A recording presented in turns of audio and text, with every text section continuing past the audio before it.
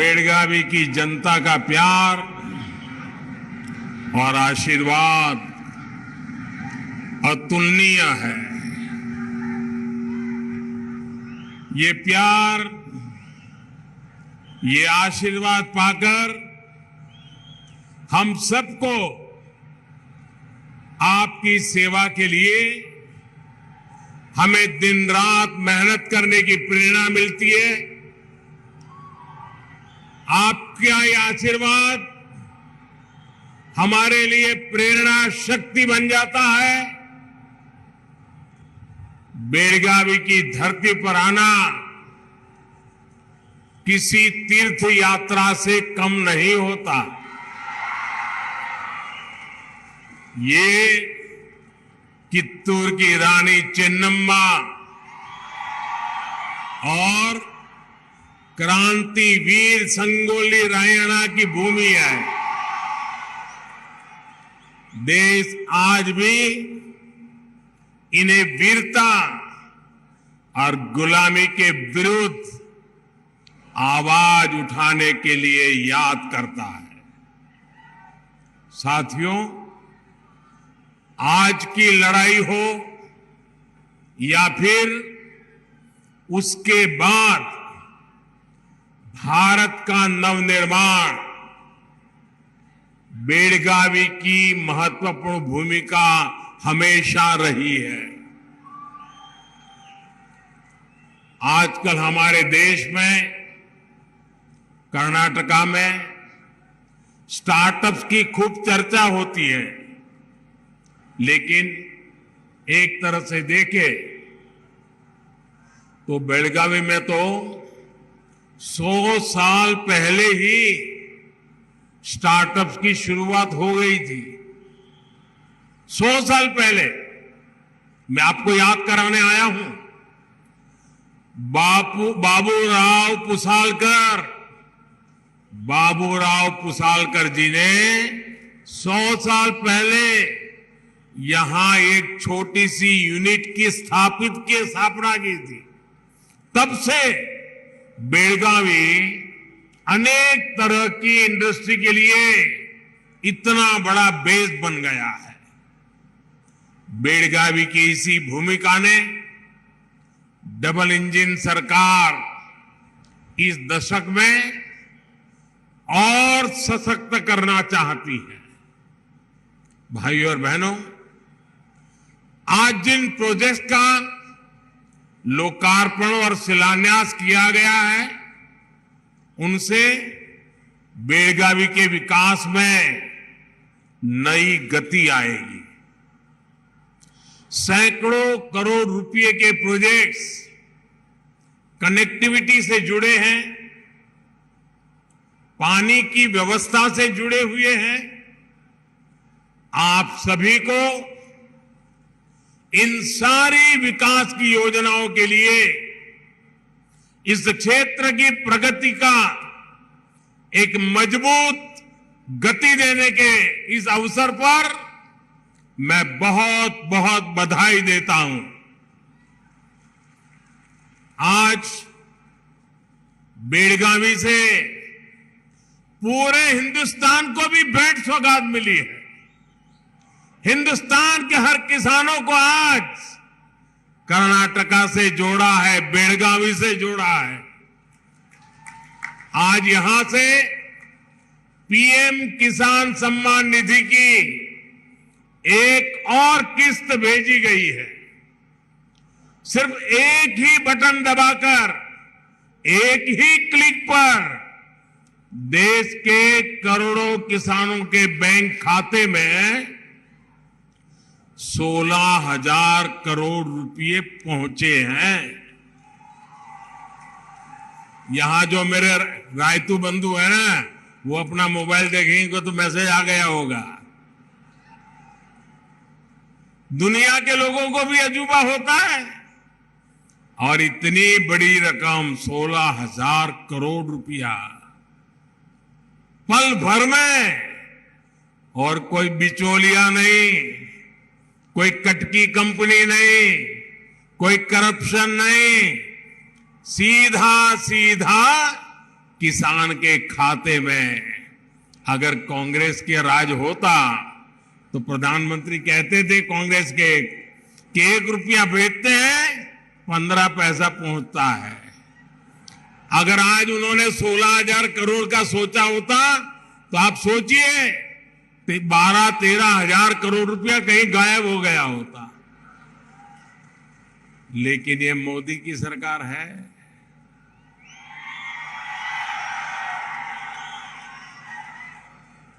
पाई पाई आपकी है, आपके लिए है। मैं कर्नाटका सहित पूरे देश के किसान भाई बहनों को बहुत बहुत बधाई देता हूं। होली के त्योहार के पहले मेरे किसानों को ये होली की भी शुभकामनाएं हैं। भाई और बहनों, आज का बदलता हुआ भारत हर वंचित को वरीयता देते हुए एक के बाद एक विकास के काम कर रहा है। हमारे देश में दशकों तक छोटे किसानों को भी नजरअंदाज किया गया था। भारत में 80-85% छोटे किसान हैं। अब यही छोटे किसान भाजपा सरकार की प्राथमिकता में है। पीएम किसान सम्मान निधि के माध्यम से अब तक देश के छोटे किसानों के बैंक खातों में करीब करीब 2.5 लाख करोड़ रुपए जमा कराए जा चुके हैं। आप बोलेंगे कितने किए? 2.5 लाख करोड़। कितने कितने कितने 2.5 लाख करोड़ रुपया किसानों के बैंक खातों में जमा हुए हैं। इसमें भी 50,000 करोड़ रुपए से ज्यादा पैसे हमारी जो माताएं बहनें किसानी के करती हैं उनके खाते में जमा हुए। ये पैसे किसानों की छोटी छोटी जरूरतों को पूरा कर रहे हैं। इन खर्चों के लिए अब उन्हें किसी दूसरे के सामने हाथ नहीं फैलाना पड़ता, ब्याज खाऊ लोगों के शरण नहीं जाना पड़ता, बहुत ऊंचा ब्याज देकर के रुपये नहीं लेने पड़ते। साथियों, साल 2014 के बाद से देश लगातार कृषि में एक सार्थक बदलाव की तरफ बढ़ रहा है। भाजपा सरकार में हम कृषि को आधुनिकता से जोड़ रहे हैं, कृषि को भविष्य के लिए तैयार कर रहे हैं। साल 2014 में जब देश ने हमें सेवा करने का अवसर दिया तो भारत का कृषि के लिए बजट, ये आंकड़ा याद रखोगे आप लोग?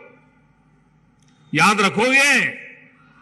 जरा जोर से तो बोलिए, याद रखोगे?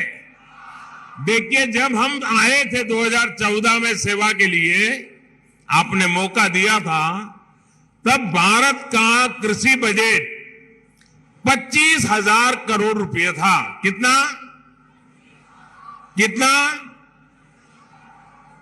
इस वर्ष हमारा कृषि बजट 1,25,000 करोड़ रुपए से ज्यादा है। फर्टिलाइजर का प्रयोग कम करने वाले राज्यों को केंद्र से अतिरिक्त मदद मिलेगी।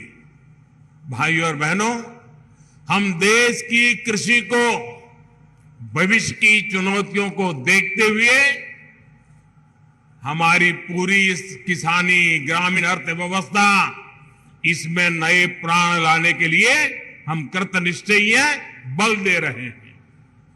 क्लाइमेट चेंज के कारण कितनी समस्या आ रही है, ये हमारा किसान आज अनुभव कर रहा है। इसलिए अब हमें अपनी पुरानी परंपराओं की ताकत को फिर से याद करना होगा। हमारा मोटा अनाज, और मैं तो देख रहा था मोटे अनाज की सुंदरता भी कितनी अच्छी है।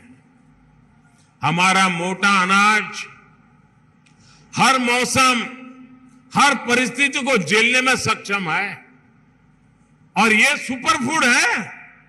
मोटा अनाज सुपर फूड है, ये अधिक पोषक भी होता है। इसलिए इस वर्ष के बजट में हमने मोटे अनाज को श्री अन्न के रूप में नई पहचान दी है। और कर्नाटका तो श्री अन्न के मामले में दुनिया का एक बड़ा केंद्र और सशक्त केंद्र है। यहां तो श्री अन्न को पहले से ही श्री धान्य कहा जाता है। अनेक प्रकार के श्री अन्न यहां का किसान उगाता है। कर्नाटका की बीजेपी सरकार हमारे मुख्यमंत्री जी के नेतृत्व में इसके लिए किसानों को मदद भी देती है। मुझे याद है कि रैता बंधु येदियुरप्पा जी ने श्री अन्न को प्रोत्साहन देने के लिए यहां कितना बड़ा अभियान चलाया था। अब हमें इस श्री अन्न को पूरी दुनिया में पहुंचाना है। श्री अन्न को उगाने में लागत भी कम है और पानी भी कम लगता है, इसलिए ये छोटे किसानों को डबल बेनिफिट देने वाला है। साथियों, इस क्षेत्र में गन्ने की पैदावार खूब होती है। भाजपा सरकार ने हमेशा गन्ना किसानों के हितों को सर्वोपरि रखा है। इस साल के बजट में भी गन्ना किसानों से जुड़ा एक अहम फैसला लिया गया है। शुगर कोऑपरेटिव्स द्वारा 2016-17 के पहले के गए पेमेंट पर टैक्स में छूट दी गई है और इससे शुगर कोऑपरेटिव के ऊपर जो 10,000 करोड़ रुपए का बोझ था, जो यूपीए सरकार उनके सर पर डाल के गई थी, उन 10,000 करोड़ रुपए का फायदा ये मेरी शुगर कोऑपरेटिव को होने वाला है। आप सभी को ये भी पता है कि हमारी सरकार इथेनॉल के उत्पादन पर कितना जोर दे रही है। इथेनॉल का उत्पादन बढ़ने से गन्ना किसानों की आय भी बढ़ रही है। बीते 9 वर्षों में पेट्रोल में इथेनॉल की ब्लेंडिंग को बढ़ाकर 1.5% से 10% किया जा चुका है। अब सरकार पेट्रोल में 20% इथेनॉल ब्लेंडिंग का लक्ष्य लेकर चल रही है। जितना ही देश इस दिशा में आगे बढ़ेगा, उतना ही हमारे गन्ना किसानों को भी फायदा होगा। भाइयों और बहनों, खेती हो, इंडस्ट्री हो, टूरिज्म हो, बेहतर शिक्षा हो, बेहतर स्वास्थ्य हो, ये सब कुछ अच्छी कनेक्टिविटी से और सशक्त होते हैं। इसलिए बीते वर्षों में हम कर्नाटका की कनेक्टिविटी पर बहुत अधिक फोकस कर रहे हैं। 2014 से पहले के 5 वर्षों में कर्नाटका में रेलवे का बजट कुल मिलाकर 4,000 करोड़ रुपए था, जबकि इस वर्ष कर्नाटका में रेलवे के लिए 7,500 करोड़ रुपए रखे गए हैं। इस वक्त कर्नाटका में रेलवे के लगभग 45,000 करोड़ रुपए के प्रोजेक्ट पर काम चल रहा है। आप सोच सकते हैं कि इसके कारण कर्नाटका में कितने लोगों को रोजगार मिल रहा है। बेलगावी का आधुनिक रेलवे स्टेशन देखकर हर किसी को आश्चर्य भी होता है, हर किसी को गर्व भी होता है। इस आधुनिक रेलवे स्टेशन से यहां सुविधाएं तो अधिक हुई है, रेलवे को लेकर विश्वास भी बढ़ रहा है।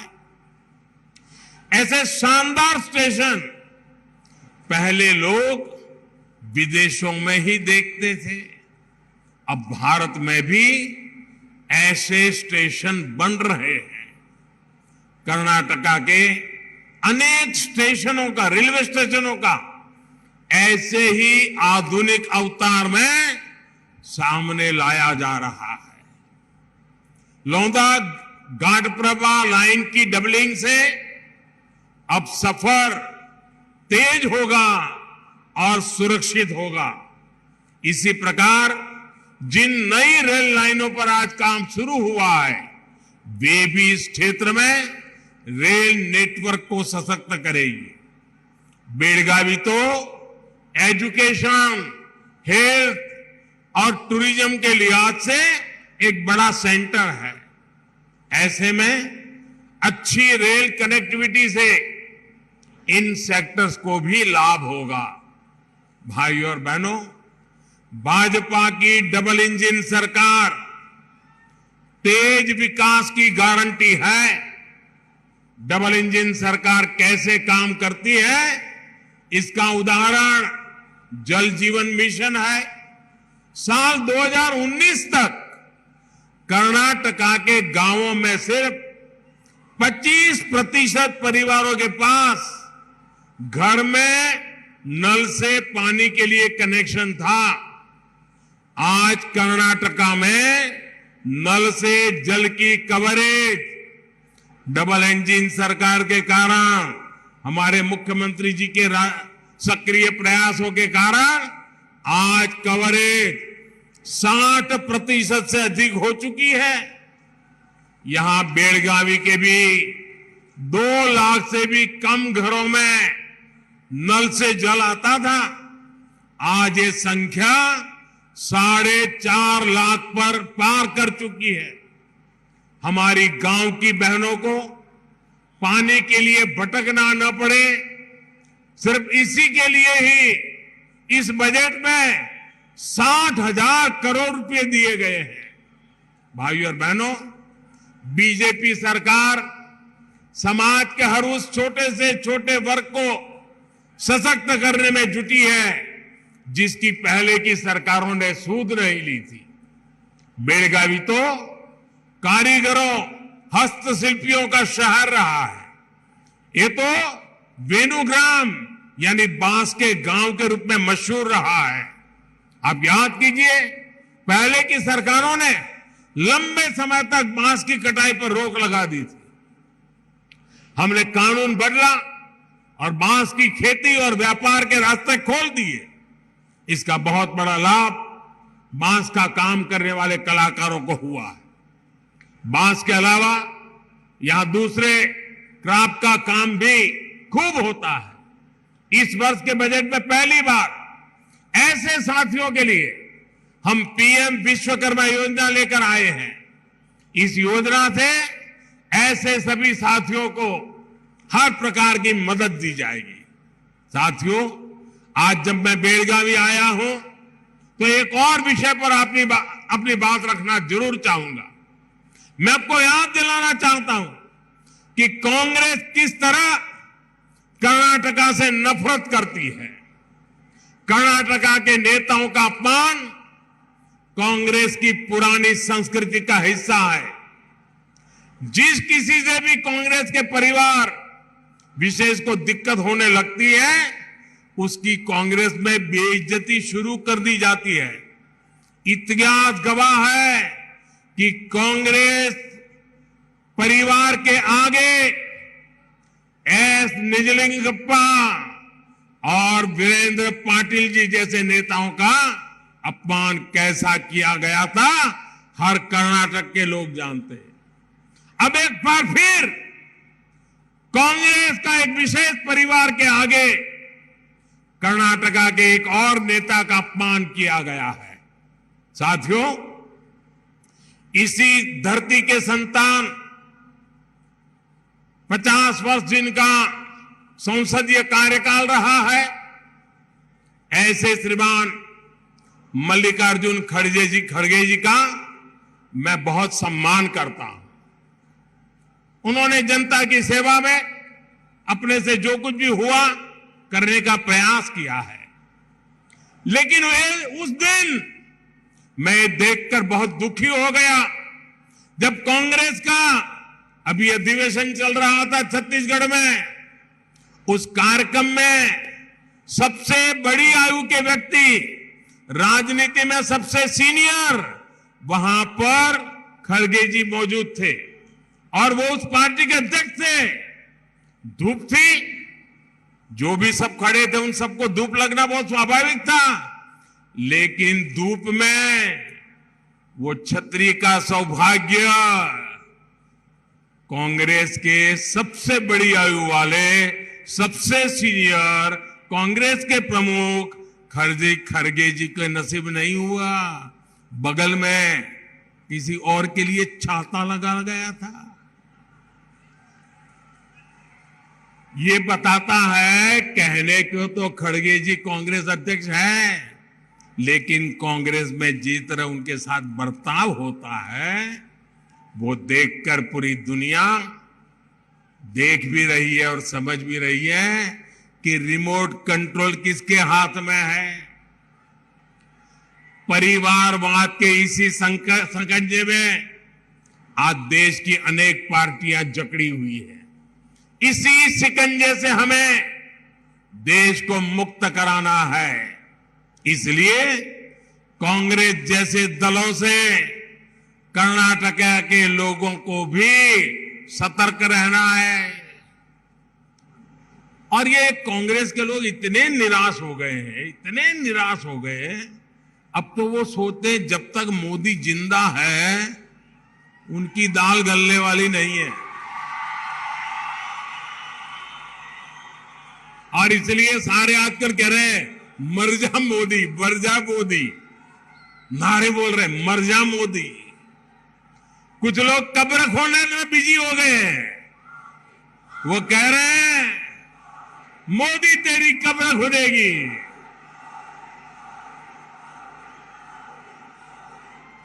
मोदी तेरी कब्र खुदेगी, लेकिन देश कह रहा है मोदी तेरा कमल खिलेगा, मोदी तेरा कमल खिलेगा।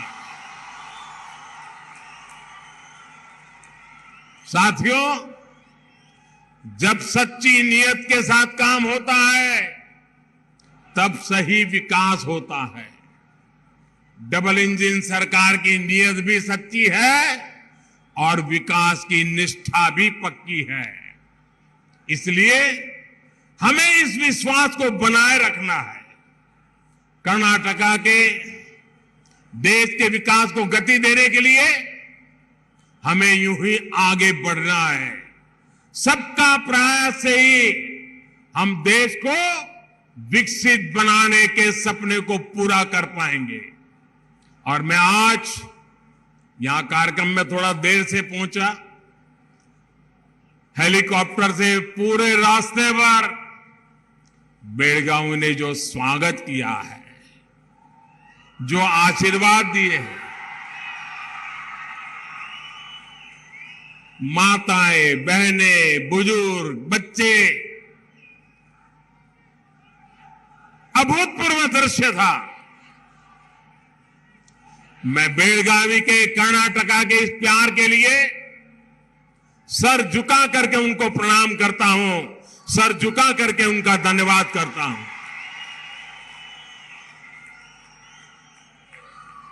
आज की मेरी कर्नाटका की यात्रा भी विशेष है, क्योंकि आज सुबह मैं शिवमोगा में था और वहां पर एयरपोर्ट कर्नाटका की जनता को सुपुर्द करने का मुझे सौभाग्य मिला। लेकिन साथ साथ हमारे वरिष्ठ नेता येदियुरप्पा जी का जन्मदिन की शुभकामनाएं देने का भी मौका मिला।